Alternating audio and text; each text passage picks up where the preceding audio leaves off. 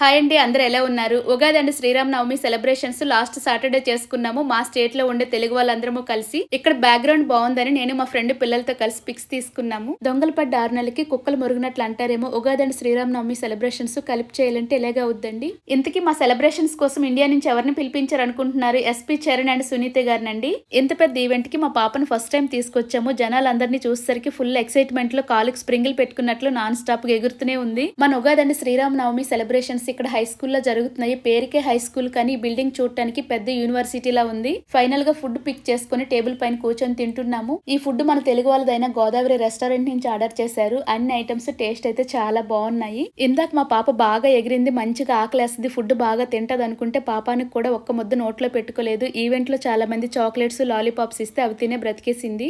వీళ్ళు ఏ songs పాడారో next video post చేస్తాను. మా బుజ్జిపాప చూడండి, బొజ్జ నిండా తినకుండానే బజ్జుంది. వీడియో నచ్చితే సబ్స్క్రైబ్ చేసుకోండి.